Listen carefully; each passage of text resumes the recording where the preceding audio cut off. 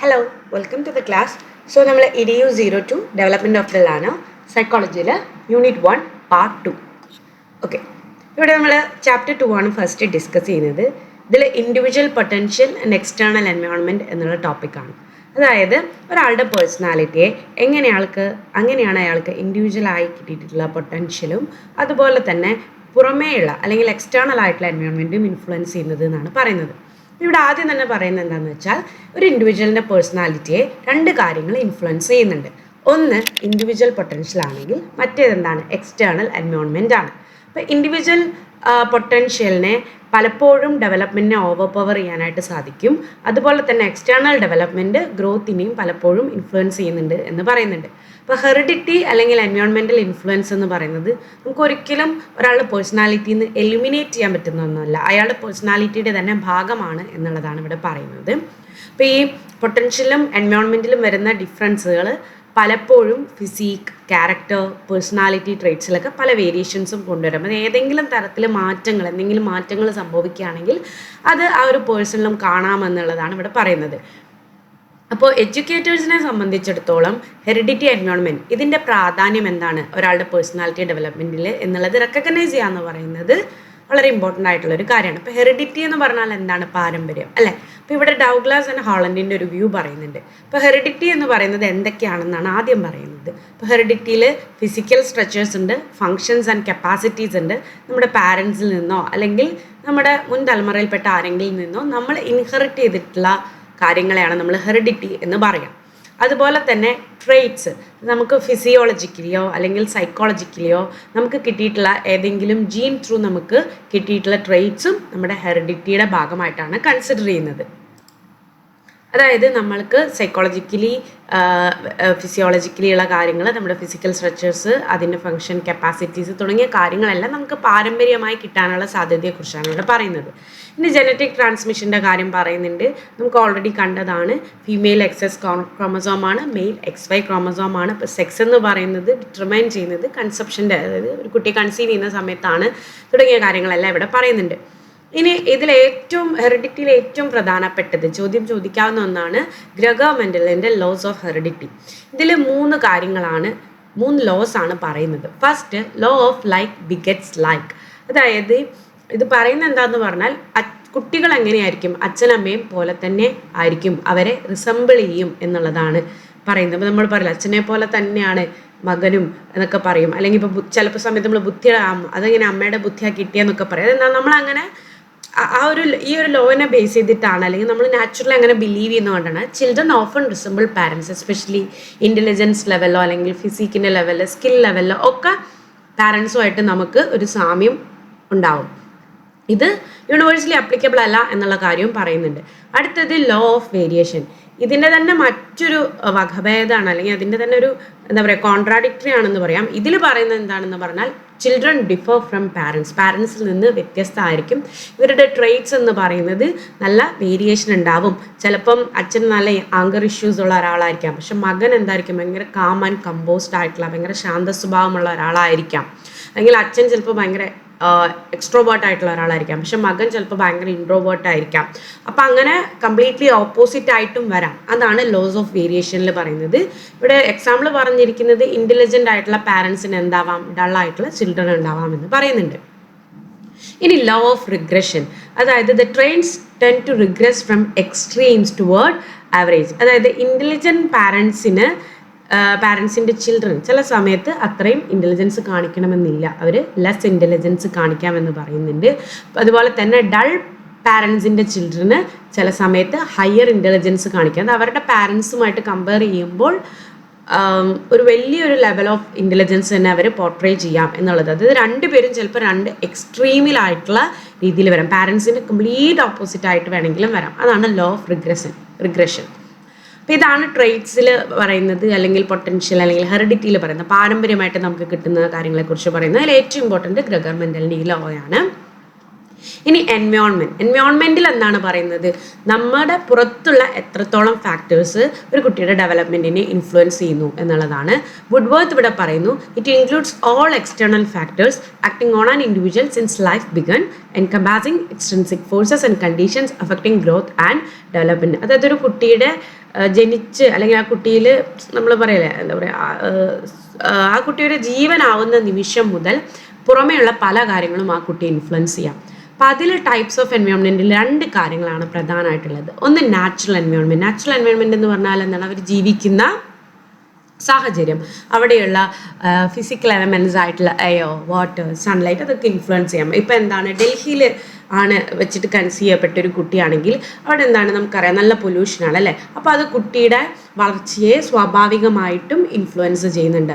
അതേസമയം അത്ര പൊല്യൂഷനൊന്നും ഇല്ലാത്ത പീസ്ഫുൾ ആയിട്ടുള്ള കാമായിട്ടുള്ള ഒരു പ്ലേസിലാണെങ്കിൽ അതെന്ത് ചെയ്യും, അത് ആ കുട്ടിയുടെ ഡെവലപ്മെൻറ്റിനെ എൻഹാൻസ് ചെയ്യും എന്ന് നമുക്ക് പറയാം. അപ്പോൾ ആ നാച്ചുറൽ എൻവയോൺമെൻറ്റിനും എവിടെ വെച്ചാണ് കൺസീവ് ചെയ്യപ്പെടുന്നത്, എവിടെ വെച്ചിട്ടാണ് അമ്മയുടെ ഗർഭപാത്രത്തിൽ ഈ കുട്ടി വളർന്നുകൊണ്ടിരിക്കുന്നത് എന്നുള്ളത് തീർച്ചയായും ആ കുട്ടിയുടെ വളർച്ചയെ ഇൻഫ്ലുവൻസ് ചെയ്യാമെന്നാണ് പറയുന്നത്.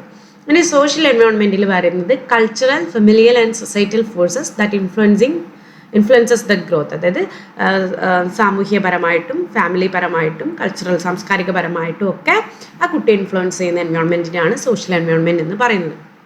ഇനി ഈ ഭാഗത്തുള്ള പ്രധാനപ്പെട്ട ഒരു കൺസേൺ എന്ന് പറയുന്നത് നേച്ചർ വേഴ്സസ് നർച്ചർ കോൺട്രവേഴ്സിയാണ്. അതായത് ചില സൈക്കോളജിസ്റ്റുകൾ അല്ലെങ്കിൽ ചില സയൻറ്റിസ്റ്റുകൾ ആർഗ്യൂ ചെയ്യുന്നത് ഒരാളുടെ ഡെവലപ്മെൻറ്റിനെ ഡോമിനേറ്റ് ചെയ്യുന്നത് നേച്ചറാണോ അല്ലെങ്കിൽ ഹെറിഡിറ്റി ആണോ അല്ലെങ്കിൽ പാരമ്പര്യമാണോ. മറ്റൊരു കൂട്ടർ പറയുന്നത് എന്താണെന്ന് പറഞ്ഞാൽ അത് എൻവയോൺമെൻ്റ് ആണ് അല്ലെങ്കിൽ നർച്ചറാണ്, പുറമേയുള്ള കാര്യങ്ങളാണ് ഒരു കുട്ടിയുടെ ഡെവലപ്മെൻറ്റിനെ കൂടുതലായിട്ടും ഡോമിനേറ്റ് ചെയ്യുന്നത് എന്നുള്ളതാണ്. അപ്പോൾ ഈ 2 വാദത്തിനെയും സപ്പോർട്ട് ചെയ്യുന്ന ആളുകളുണ്ട്. അപ്പോൾ ആദ്യം നമ്മൾ നോക്കുന്നത് ഹെറിഡിറ്റേറിയൻസിൻ്റെ ആർഗ്യുമെൻറ്റ്സും അവരുടെ അതിനെ സപ്പോർട്ട് ചെയ്തിട്ട് ചെയ്യാൻ വേണ്ടി അവർ ചെയ്തിട്ടുള്ള എക്സ്പെരിമെൻറ്റ്സും കാര്യങ്ങളുമാണ്. അപ്പോൾ ഹെറിഡിറ്റേറിയൻസ് പറയുന്നത് ഒരാളുടെ പേഴ്സണാലിറ്റിയും പൊട്ടൻഷ്യലും ഡിറ്റർമൈൻ ചെയ്യുന്നത് ഹെറിഡിറ്റിയാണ്, അത് പാരമ്പര്യമാണ്. അതായത് അച്ഛനും അമ്മയുടെയും സ്വഭാവമോ അല്ലെങ്കിൽ അവരുടെ രീതികൾ അല്ലെങ്കിൽ അവരുടെ പൊട്ടൻഷ്യലൊക്കെയാണ് കുട്ടികളെ ഇൻഫ്ലുവൻസ് ചെയ്യുക എന്നുള്ളതാണ് പറയുന്നത്. അപ്പോൾ ഇതിനെ സപ്പോർട്ട് ചെയ്തിട്ടുള്ള ഒരു സ്റ്റഡി ഇവിടെ പറഞ്ഞിട്ടുണ്ട്. H.H. ഗഗാദിൻ്റെ കാലിക്കാക് ഫാമിലിയെ കുറിച്ചിട്ടുള്ള ഒരു സ്റ്റഡിയാണ്. അതായത് ഓക്കെ, അപ്പോൾ ഇവിടെ ഗദാദ് എന്ന് പറയുന്നത് ഒരു സൈക്കോളജിസ്റ്റ് ആണ്. He studied intelligence and heredity. അപ്പോൾ ഈ കാലിക്കാക് എന്ന് പറയുന്ന ഫാമിലിയിൽ അദ്ദേഹം ഈ കാലിക്കാക് എന്ന് പറയുന്ന വ്യക്തി 2 വിവാഹങ്ങൾ കഴിക്കുകയാണ്. 2 ഡിഫറെൻറ്റ് റിലേഷൻഷിപ്പ് അദ്ദേഹത്തിനുണ്ട്. ഒരു റിലേഷൻഷിപ്പ് ഇവിടെ പറഞ്ഞിരിക്കുന്നത് is with a feeble minded woman എന്നുള്ളതാണ്. അതായത്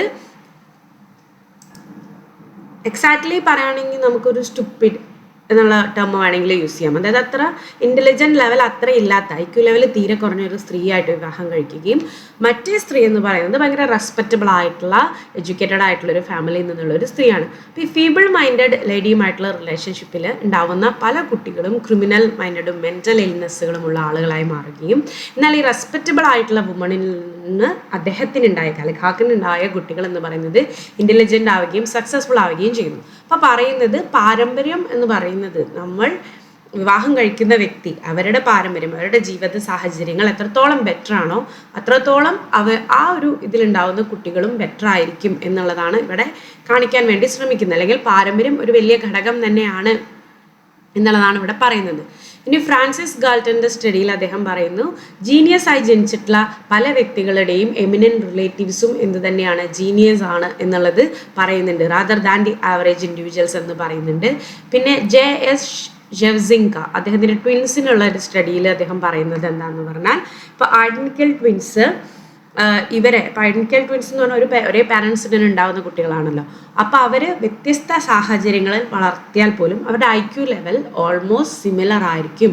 കാരണം എന്താണ്, because they are even though അവരുടെ സാഹചര്യങ്ങൾ ഡിഫറെൻ്റ് ആണെങ്കിൽ പോലും അവരുടെ പാരൻസ് എന്ന് പറയുന്നത് സെയിം ആണ്. സോ അവരുടെ IQ ലെവൽ അല്ലെങ്കിൽ അവരുടെ കഴിവുകൾ, സ്കിൽസ്, കാര്യങ്ങളൊക്കെ സിമിലർ ആയിരിക്കും വ്യത്യസ്ത സാഹചര്യങ്ങളാണെങ്കിൽ എന്നുള്ളതാണ് പറയുന്നത്.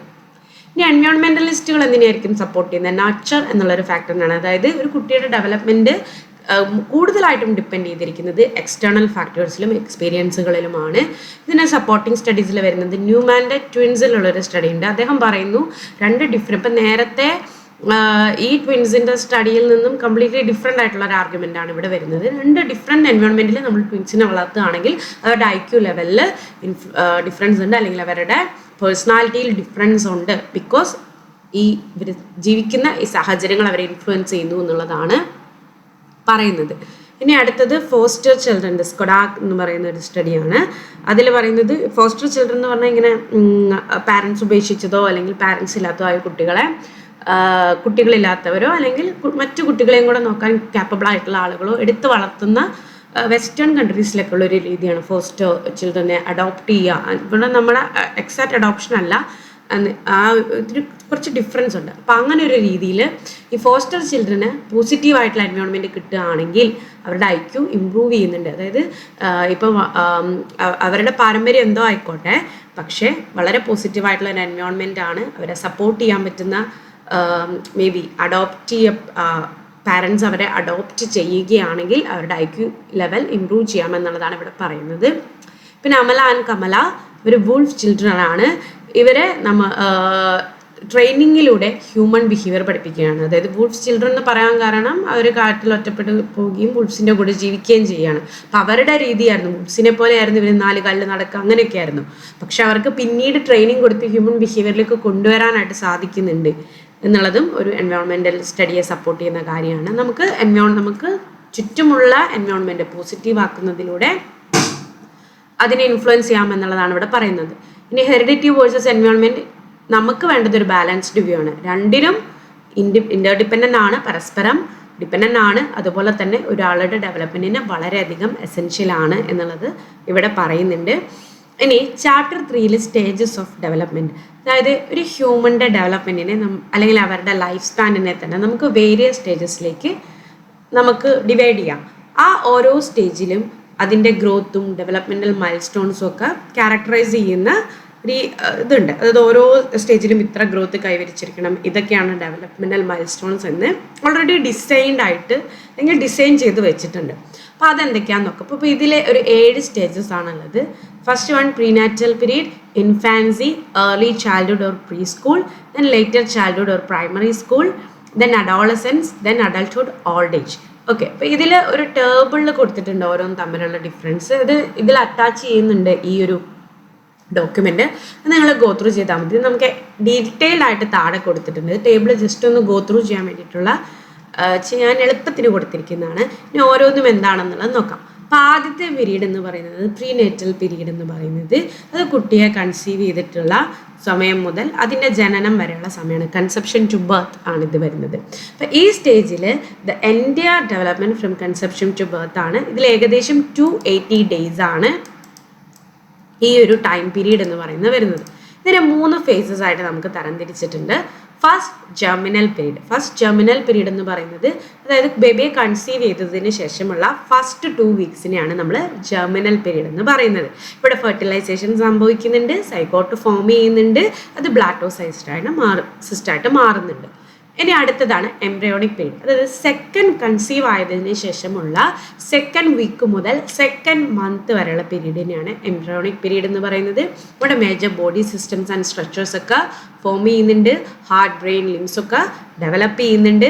അതുപോലെ തന്നെ ഹൈലി വൾണറബിൾ ആയിട്ടുള്ള ഒരു സിറ്റുവേഷനിലാണ് ബേബി ഉള്ളത്. എന്നും സംഭവിക്കാം, ചിലപ്പോൾ അബോർഷൻ വരെ സംഭവിക്കാവുന്ന ഒരു സ്റ്റേജൊക്കെയാണ്. അപ്പോൾ നിങ്ങൾ ചിലപ്പോൾ കേട്ടിട്ടുണ്ടാവും 3 മാസം വരെയൊക്കെ ശ്രദ്ധിക്കണം, അങ്ങനെ കുനിയരുത്, ഒരുപാട് ഫിസിക്കൽ സ്ട്രഗിൾ ചെയ്യരുത് തുടങ്ങിയ കാര്യങ്ങളൊക്കെ. കാരണം ആ ഒരു സമയം എന്ന് പറയുന്നത് ഭയങ്കര ക്രൂഷ്യൽ ആയിട്ടുള്ള ഒരു മൊമെൻ്റാണ്. Anything can happen. ഇപ്പം എൻവയോൺമെൻ്റലായിട്ടുള്ള പുറത്തുനിന്നുള്ള ഫാക്ടേഴ്സും കാര്യങ്ങളും ഒക്കെ ഈ ഒരു ഡെവലപ്മെൻറ്റിനെ ബാധിക്കാവുന്ന ഒരു സമയം കൂടിയാണ് ഈ പീരീഡ് എന്ന് പറയുന്നത്. 3rd പീരീഡാണ് fetal period. ഇത് 2nd month to birth വരെയുള്ളതാണ്. ഇവിടെ ഭയങ്കര റാപ്പിഡ് ആയിട്ടുള്ള ഒരു ഗ്രോത്ത് സംഭവിക്കുന്നുണ്ട്.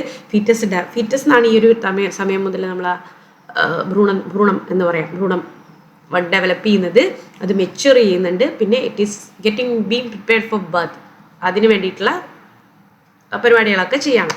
അപ്പോൾ ഈ ഒരു പീരീഡിൽ ഫിസിക്കൽ, ഇമോഷണൽ, ഡെവലപ്മെൻറ്റൽ ഗ്രോത്ത് ഇതെല്ലാം നമ്മൾ നോക്കുകയാണെങ്കിൽ അമ്മയുടെ ഹെൽത്ത്, അവർക്ക് കിട്ടുന്ന ന്യൂട്രീഷൻ, എൻവയോൺമെൻറ്റ്, ഇമോഷണൽ സ്റ്റേറ്റ് ഇതെല്ലാം ഡിപ്പെൻഡൻ്റ് ആണ്. അതുകൊണ്ട് തന്നെ ഗർഭാവസ്ഥയിലാണ് ഒരു പെൺകുട്ടിക്ക് സംബന്ധിച്ചിടത്തോളം ഏറ്റവും കൂടുതൽ പരിഗണന കിട്ടുക. കാരണം ഇത് ബേബിയുടെ ഡെവലപ്മെൻറ്റിനെയും ബേബിയുടെ എല്ലാ രീതിയിലുള്ള ഗ്രോത്തിനെയും ഇൻഫ്ലുവൻസ് ചെയ്യുന്ന ഒരു കാര്യമാണ് അമ്മയ്ക്ക് കിട്ടുന്ന പരിഗണന, മാനസികാവസ്ഥ തുടങ്ങിയ കാര്യങ്ങൾ. അപ്പോൾ ഒരു ഹെൽത്തി ഡെവലപ്മെൻറ്റിന് prenatal care for the mother എന്ന് പറയുന്നത് വളരെ ക്രൂഷ്യലാണ്.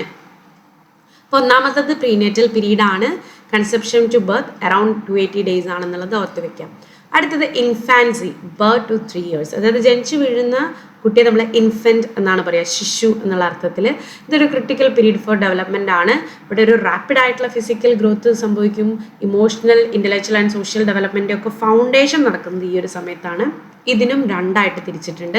ഒന്ന് നിയോനാറ്റൽ പീരീഡ്. നിയോനാറ്റൽ പീരീഡ് എന്ന് പറയുന്നത് ഫസ്റ്റ് 2 weeks ഓഫ് ലൈഫ്, ജനിച്ചിട്ടുള്ള ആദ്യത്തെ 2 ആഴ്ചയാണ് ഈ neonatal period. That's very important to you have to remember that. ഇപ്പോൾ ഇൻഫൻറ്റിൻ്റെ പ്രൈമറി ടാസ്ക് എന്താണ്? ഇത്രയും നാളും അമ്മയുടെ വയറ്റിലായിരുന്നു അല്ലേ. അപ്പോൾ പുറത്തേക്ക് വരുമ്പോൾ പുറത്തുള്ള എൻവയോൺമെൻറ്റുമായിട്ട് അഡ്ജസ്റ്റ് ചെയ്യുക. എങ്ങനെയാണ് ബ്രീത്ത് ചെയ്യേണ്ടത്, എങ്ങനെയാണ് എങ്ങനെയാണ് ഫീഡ് ചെയ്യപ്പെടേണ്ടത്, എങ്ങനെയാണ് ഔട്ട്സൈഡ് വേൾഡുമായിട്ട് ഇൻട്രാക്ട് ചെയ്യേണ്ടത്, ആരാണ് തൻ്റെ പ്രൈമറി കെയർ ഗീവർ എന്നൊക്കെയുള്ള കാര്യങ്ങളൊക്കെ ബേബി കുറച്ചൊക്കെ മനസ്സിലാക്കുന്നത് ഈ ഒരു സമയത്താണ്. അടുത്തത് ബേബിഹുഡാണ്. 3 weeks to 3 years ആണ്. ഇവിടെ ബേബീസ് എന്ത് ചെയ്യും? ഒരു സെൽഫ് അവയർനെസ് ഡെവലപ്പ് ചെയ്യാനായിട്ട് തുടങ്ങും, അവരുടെ എൻവയോൺമെൻറ്റിനെ എക്സ്പ്ലോർ ചെയ്യാൻ തുടങ്ങും. ഈ സ്റ്റേജിൽ അവർ ഭയങ്കര ഇൻക്രീസിംഗ്ലി എന്താവും? ഇൻഡിപെൻഡൻ്റ് ആവും. കുറച്ചും കൂടി ഇൻഡിപെൻഡൻ്റ് ആയിട്ട് കാര്യങ്ങളൊക്കെ ചെയ്യാൻ തുടങ്ങും. അമ്മയിൽ കൂടുതൽ ഡിപ്പെൻഡൻ്റ് ആയി നിൽക്കുന്നതിൽ നിന്ന് കുറച്ചും കൂടി ഇൻഡിപെൻഡൻ്റ് ആവാൻ തുടങ്ങും എന്നാണ് ഇവിടെ പറയുന്നത്.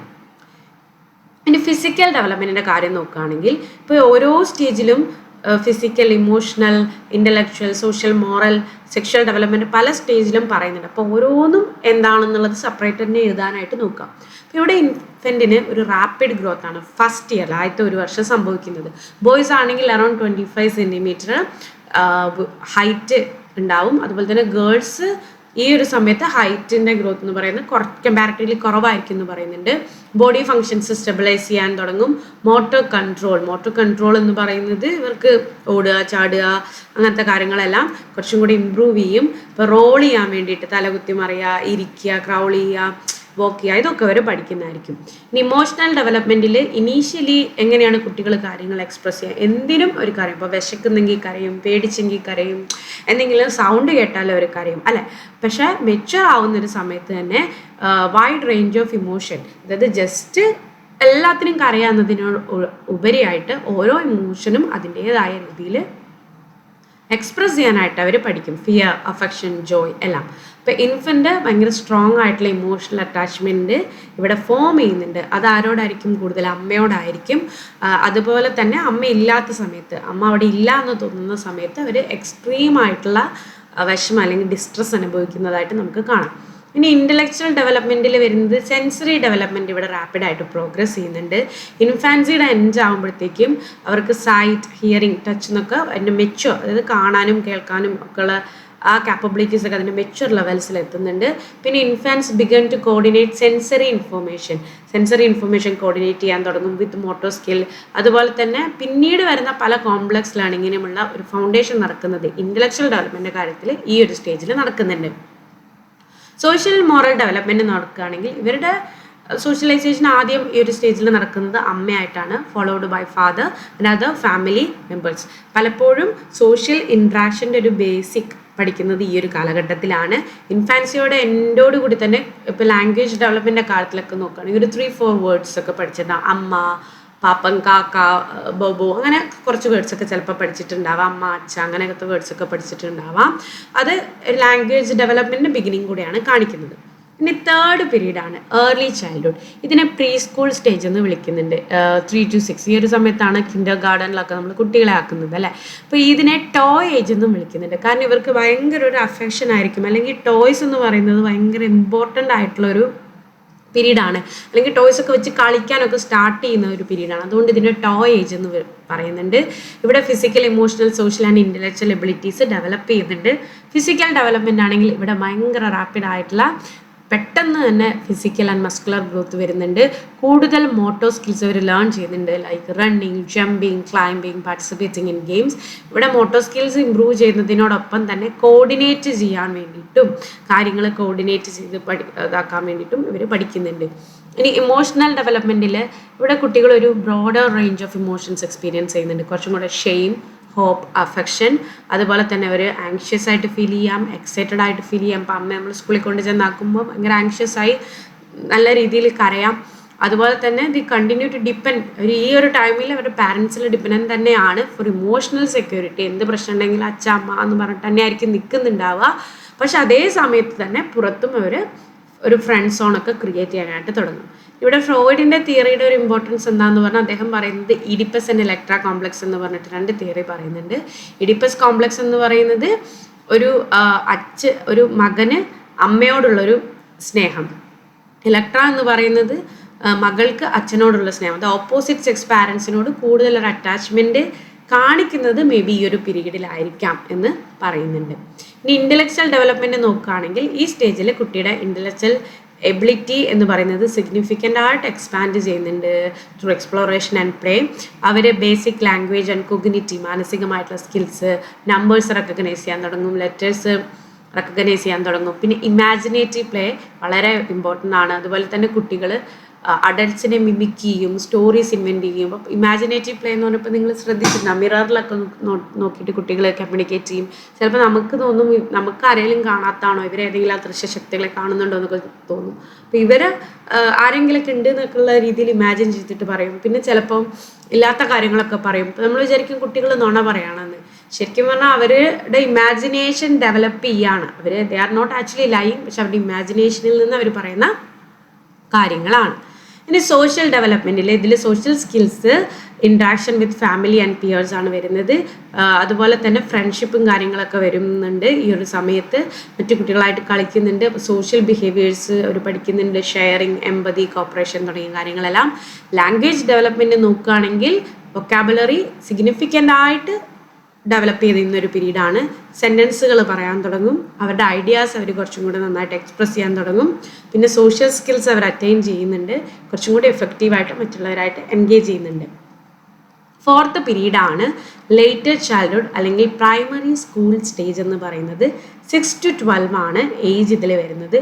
ഈ സ്റ്റേജിനെ എലമെൻ്ററി സ്കൂൾ അല്ലെങ്കിൽ ഗ്യാങ് ഏജ് എന്ന് പറയുന്നുണ്ട്. കാരണം ഇവിടെ എന്താണ് ഗ്യാങ് ഏജ് എന്ന് പറയാൻ കാരണം, കുട്ടികൾ ഗ്രൂപ്പ് ഫോം ചെയ്യുന്നത് കൊണ്ടാണ്. മറ്റു കുട്ടികളുമായിട്ട് അല്ലെങ്കിൽ സെയിം സെക്സ് ഉള്ള കുട്ടികളുമായിട്ട് ഗ്രൂപ്പ് ഒക്കെ ഫോം ചെയ്യാനൊക്കെ തുടങ്ങുന്നത്. അതുകൊണ്ട് ഇതിനെ ഗ്യാങ് ഏജ് എന്നും കൂടെ വിളിക്കുന്നുണ്ട്.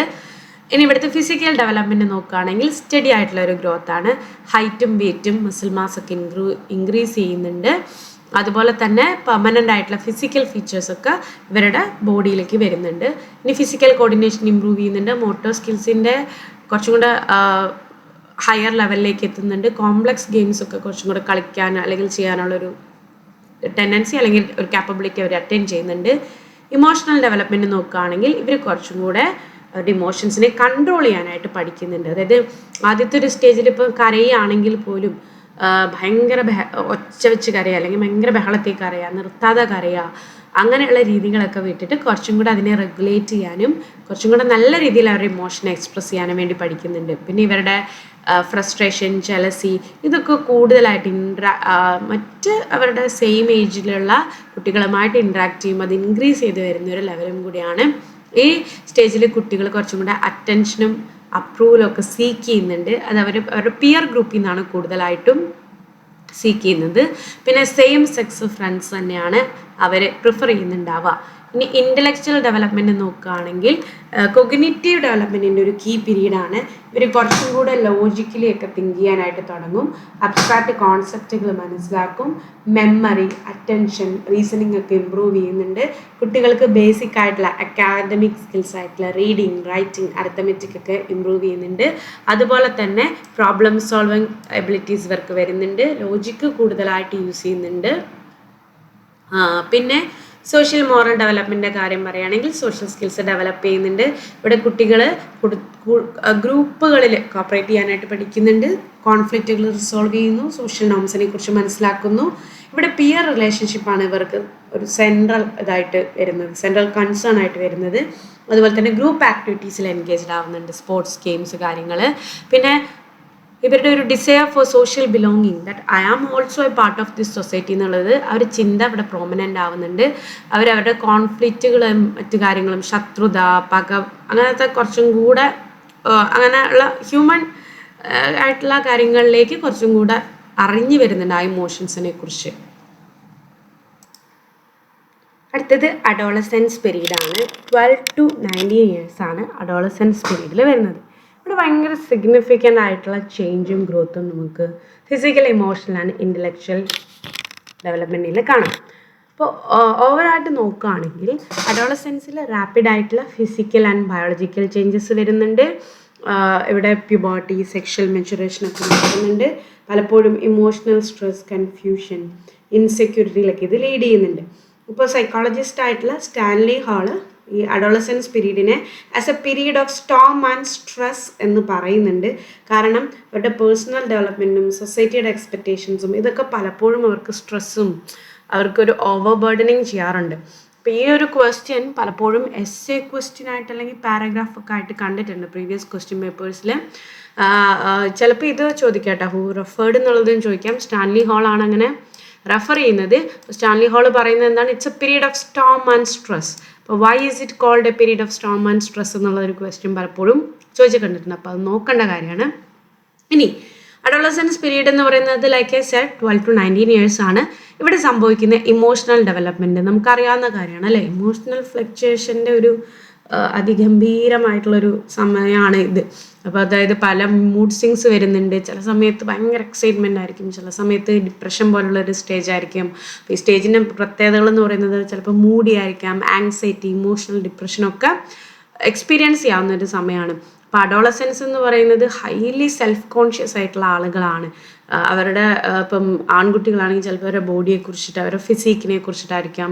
പെൺകുട്ടികളാണെങ്കിൽ ചിലപ്പോൾ അവരുടെ സ്കിൻ ടോണിനെ കുറിച്ചോ അല്ലെങ്കിൽ അവരുടെ സ്കിന്നിൻ്റെ അപ്പിയറൻസിനെ കുറിച്ചിട്ടായിരിക്കാം, അല്ലെങ്കിൽ അവരുടെ ബ്യൂട്ടിയെ കുറിച്ചിട്ടൊക്കെ ആയിരിക്കാം കൂടുതൽ കോൺഷ്യസ്. അപ്പോൾ എപ്പോഴും ഭയങ്കര സെൽഫ്, ഞാൻ എന്നുള്ളൊരു കോൺഷ്യസ്നെസ് അല്ലെങ്കിൽ ആ ഒരു ബോധം കൂടുതലായിട്ട് വേട്ടയാടപ്പെടുന്നൊരു സമയം കൂടിയാണിത്. അപ്പോൾ ഇവർക്ക് പലപ്പോഴും കോൺഫ്ലിക്റ്റ് എക്സ്പീരിയൻസ് ചെയ്യേണ്ടായി വരും. അവരുടെ ഐഡൻറ്റിറ്റി എന്താണ്, ഹൂ ആം ഐ എന്നുള്ളൊരു ക്വസ്റ്റ്യൻ അവർ ഇതുണ്ടാവും.